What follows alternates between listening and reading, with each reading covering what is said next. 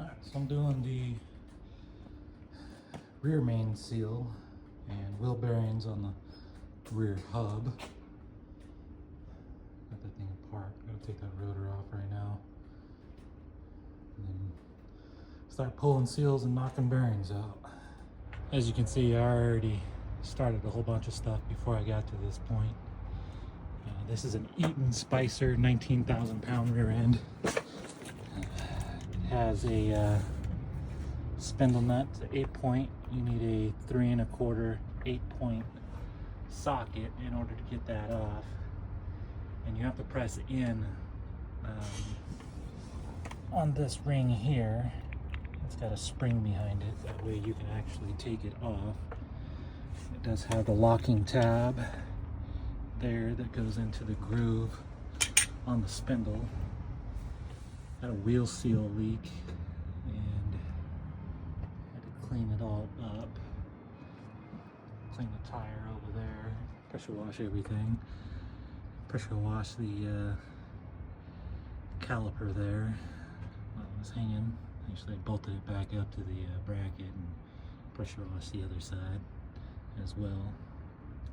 This is going to be fairly similar to the video I did with the front wheel bearings and seals, except I'm only doing the one side because the other side's dry, and I'm not spending the money right now on rotors and brake pads and another set of bearings and seal on that side.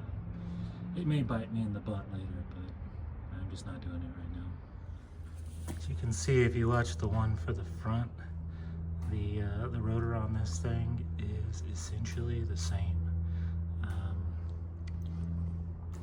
The wheel seals and bearings, I don't think they're the same as the front. These are bigger. There's two different options on the bearings, at least when I was at O'Reilly's. There was either Dana or Eaton. There might have been another option, but those are the two options that the parts guy gave me and my commercial guy gave me.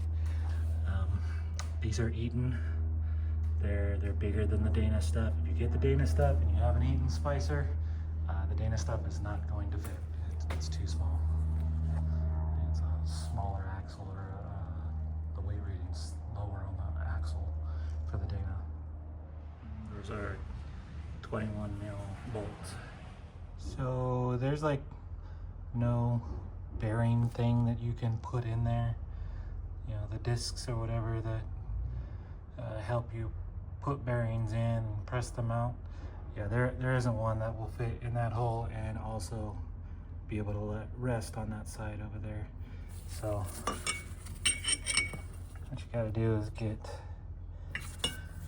a chisel like this. Flathead is what I'm using. I'm not using one with a pointed end. I don't think I want to do that because I think it will damage some things in there. But reach your hand down in there like that.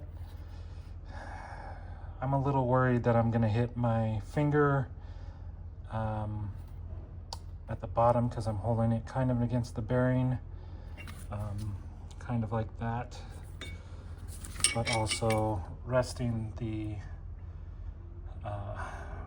punch against the edge of the wall there, and then take the hammer, hit it there.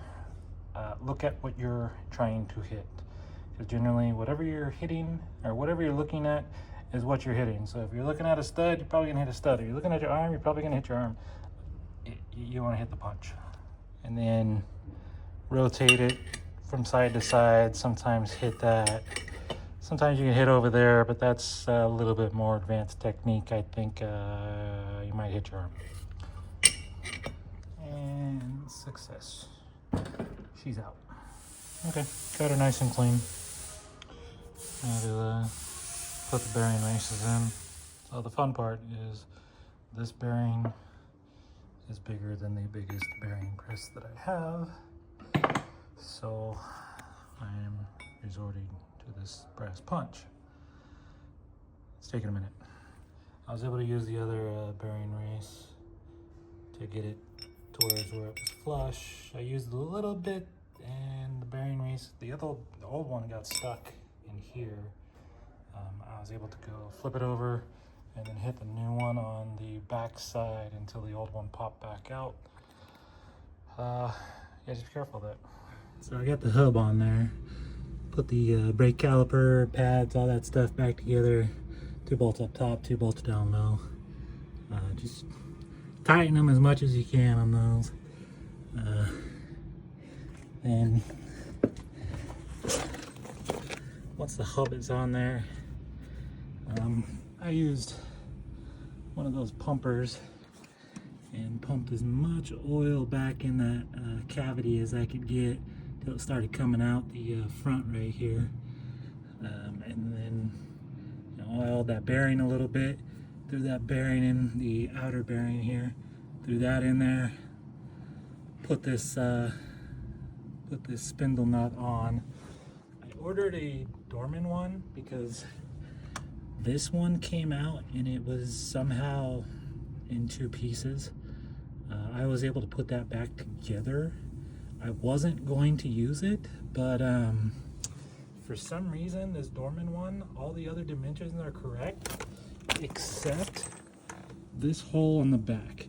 This hole going right here does not go over my spindle. I do not know why. The tab also looked to seem to be a little bit wider on this one. Maybe that has something to do with it. I'm not sure. I'm fairly pissed off about it.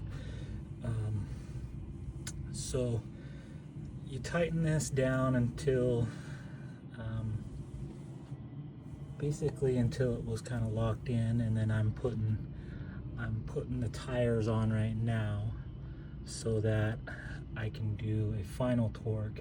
The fronts were 77 pounds. I'm just gonna go with that on this as well, and then you let it off a 1/4 turn, and then you torque it back down to 18 pounds. I rewatched my video. That's the procedure for the front. I'm guessing it's probably about the same on the back. I think there was a video out there that said something about 200 pounds. Those guys were not very specific on their video at all about what exactly they were doing, which rear end they had, all that fun stuff. So I'm just gonna go with the 77 and see how it feels with the wheels on there. Here we go. So I got the tires on, got the axle in. I used RTV on the surface of the axle. I tried to put it on around the bolts on the hub. Yeah, that wasn't working very well, so I just put it on the surface of the axle, a little light coat of it. Getting gaskets, getting parts for this truck is just a pain in the ass, so trying to track down the correct gasket when I don't know a part number or anything like that, fuck that. And as far as torque spec, just tight. Just make sure it's tight. So the way I got the rear wheels off of the ground, the way I'm able to get the rear wheels off of the ground is I have a tow truck and I have a bed that moves. So I put my ramps underneath the feet of the bed.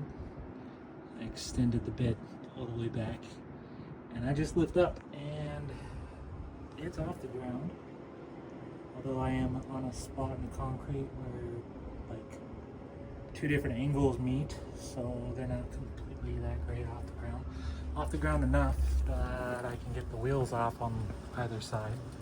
My buddy told me that you want to jack one side of the axle up so that the fluid from the pumpkin, spicy eating pumpkin there, it travels over to that side, and then fill the pumpkin back up and release that is what I'm guessing. So I'm gonna go ahead and get that done.